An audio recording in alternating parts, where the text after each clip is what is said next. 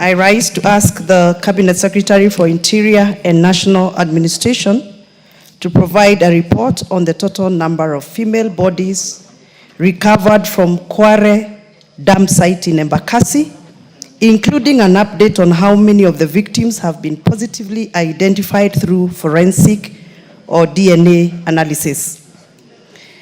Clarify whether the investigations are still ongoing, considering that the main suspect escaped from police custody and the investigation into the case has somehow reportedly gone cold. State the specific steps undertaken by the Directorate of Criminal Investigation, the DCI, to progress the case, locate the suspect, or identify additional perpetrators.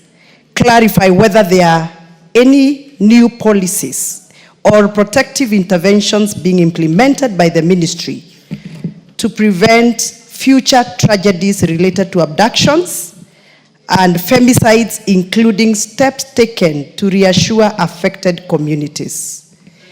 Thank you, Mr. Speaker. Mr. Speaker, I'd like to respond as follows.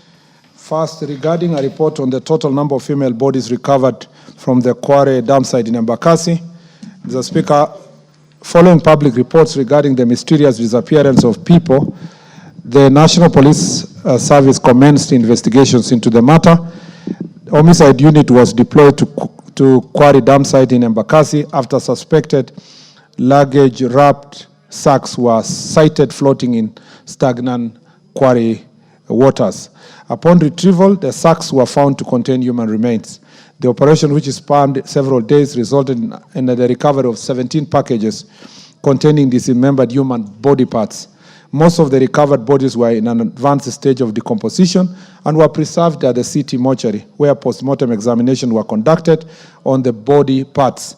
Subsequent DNA analysis led to the positive identification of 5 of the victims, who were matched to their respective family members: Josephine Mulango Owino, Roslyn Moth Ongongo, Wilkista Ojambo Ososo, Christine Mwende Madina, and Rosemary Ojambo. Mr. Speaker, on whether the investigations are still ongoing, considering that the main suspect escaped from police custody, Mr. Speaker, through forensic analysis, Mr. Collins Jumaisi Halusa was positively identified as the prime suspect in the murders of our mentioned individuals. The suspect was arraigned before the Chief Magistrate Court at Kadara under criminal miscellaneous application number E861 2024 and detained for 30 days pending investigation, and was remanded at Gigiri Police Station. On 20th August of 2024, the suspect escaped from custody, lawful custody at Gigiri Police Station. A warrant of arrest was issued against him, which remains in force. The Internal Affairs Unit launched an independent inquiry to establish the circumstances around the escape, and investigations are ongoing. Multi-agency operations are in progress to trace and apprehend the suspect so that he can be charged before the court of law. Regarding the specific steps undertaken by Directorate of Criminal Investigation to progress the case, locate the suspect, or identify additional perpetrators, Mr. Speaker, the Directorate of Criminal Investigation, in collaboration with other multi-agency security teams, is actively working to trace and apprehend the suspect. Members of the public are encouraged to share any relevant information, Mr. Speaker, with the police through the Fichua Kwa DCI number, toll-free number 0800 722 203, or via WhatsApp at 0709 570 000. On whether any new policies or protective interventions are being implemented, Mr. Speaker, the National Police Service is currently implementing recent policy directive issued by the Cabinet Secretary, Ministry for Interior and National Administration. These directives focus on strengthening security operations, enhancing public safety, and improving accountability in the handling of the cases such as abductions and femicide. Key measures include intensified security operations through increased deployment of officers to high-risk areas and enhancing night patrols and highway surveillance, enhanced investigative capacity to fast-track forensic and cyber crimes investigations and train detectives on handling gender-based violence and abduction cases. victim protection measures, including expansion of gender desks, and 24-hour helplines for urgent reporting and linking victims and families to psychosocial and legal support services. 4, strengthening oversight and accountability through enhanced collaboration with independent police oversight authority and internal affairs unit of the National Police Service. And finally, community-centered policing, scaling up Nyumba Kumi initiative to improve local intelligence gathering and conducting regular community safety awareness forums, enhancing collaboration with the local community. Mr. Speaker, I thank you.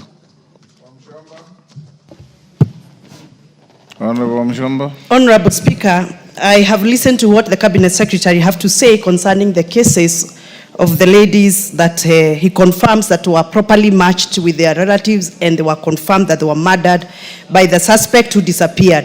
But Mr. Speaker, I refuse to sit in this house to listen to the Cabinet Secretary confirm that his ministry cannot be able to capture suspects who were previously under their arms and custody.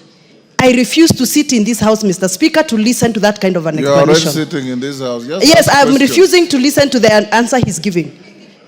It is not right for the Cabinet Secretary to come to answer a question and tell us that the suspect disappeared and he's not giving us hope. Which hope is he telling the people, the victims? What hope is he promising? Is he telling us that we are going to wait for the suspect to disappear forever? It has been 3 months since the suspect disappeared, Mr. Speaker. Those are families that are paining, grieving loved ones. We watch on television bodies being retrieved from Kware, this dam site, Mr. Speaker. The minister cannot come here and tell us that he wants members of public to help him identify suspect who was previously in their custody. As a woman leader, as a mother of girls, I refuse to take that kind of an answer from the Cabinet Secretary. Thank you. Yes, Lelmengit. Thank you, Honorable Speaker. And I would also want to thank the Honorable CS for articulating and giving answers and statements concerning our questions. My question is, Honorable Speaker, to the Honorable CS, is given that many who were demonstrating were youth, voicing either their frustrations. Sorry? We are way past that. Oh, okay. Sorry, Honorable Speaker. Being a first timer, go ahead. Okay. Thank you, Honorable Speaker. When you joyride, you must be relevant to the question. But go ahead. Okay, thank you, Honorable Speaker. Let me rephrase my question again. Given that those who were demonstrating, Honorable Speaker, were mostly the youth who were voicing their frustrations and probably political frustrations, is the government open to structured dialogue with them so that we can avoid this menace in the future? Thank you, Honorable Speaker. Mama Nairobi. Thank you, Mr. Speaker, for giving me this opportunity. Mr. Speaker, I think the CS needs to understand the pain that we're having as women when we see the number... Hold on, Basaris. Take your seat. Honorable Wamuchomba, it is discourtesy to the House for you to ask a question being prosecuted now with supplementaries and then walk out. It is total discourtesy. Go back and take your seat.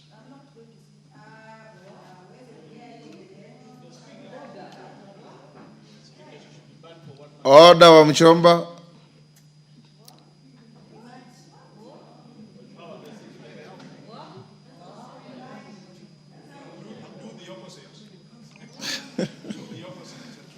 That question is dropped.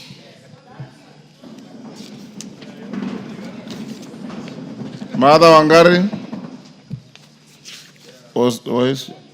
Yes. Mother Wangari, honorable members, those kind of bravado and playing to the gallery does not help at all. I have brought here the minister for you to interrogate him. If the question, the answer given to the question is inadequate, that's why I give you supplementaries, to probe even further and ask the minister. The same way we have had Robert Mbui, Mwenje, and others following up with questions. This is not a house for scoring bonga points politically. It's a house for representing your people. Yes, yes, Owen. Honorable Speaker, while I respect your advice on this, Honorable Speaker, but also this is a house of rules which everybody in this chamber must and should abide. Our standing orders are very clear that when you defy a speaker's ruling or order, there are consequences to it. Honorable Speaker, we learn through such things, and precedence is set through such. Honorable Speaker, I urge you to use your whip on this and show the power that resides in the seat of the speaker as you sit on it. That this honorable member, as we all agree, must face the consequences of denying a speaker. And therefore I urge you, Honorable Speaker, that you use the standing orders and issue very stern action against this member, Honorable Speaker. That I request of you, so that other members do not emulate and do the same in the future. Thank Honorable you. Speaker. I'll deal with it before the rise of the House. Mother Wangari. Thank you, Mr.